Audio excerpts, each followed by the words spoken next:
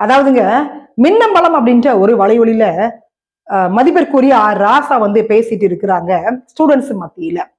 அப்ப நெறியாளர் வந்து நிறைய கேள்விகள்லாம் கேட்டுட்டு இருக்கும் பொழுது இவர் சொல்றாரு, முன்னாள் முதல்வர் கலைஞர் கருணாநிதி அவர்கள் என்ன பொது தொகுதியில தேர்தல்ல போட்டியிட சொன்னாங்க. நான் தான் வந்துட்டு வேண்டாங்க, நீலகிரி மக்கள் எல்லாம் கஷ்டப்பட்டுட்டு இருக்கும் பொழுது மத்த தொகுதிகளில் வந்து நான் போட்டியிடுறது சரியாக இருக்காது, அதனால நீலகிரி மக்களுக்காக என்னுடைய வாழ்க்கையை நான் அர்ப்பணிக்கிறேன் அப்படின்னு சொல்லிட்டு நான் அங்க போய் தனி தொகுதியில போட்டியிட்டேங்கன்னு சொல்றாரு.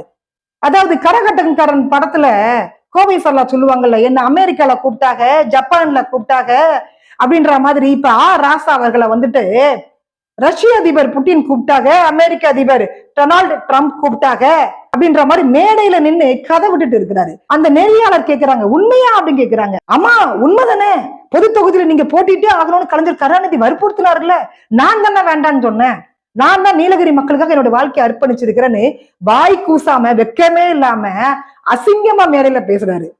எத்தனை சமூக நீதி பேசக்கூடிய கட்சிகள் வந்தாலும் சரி, மத சார்பற்ற கூட்டணிகள் வச்சாலும் சரி, இந்த மக்களுடைய வாழ்க்கை என்பது தனித்தொகுதி வரைக்கும் தான்.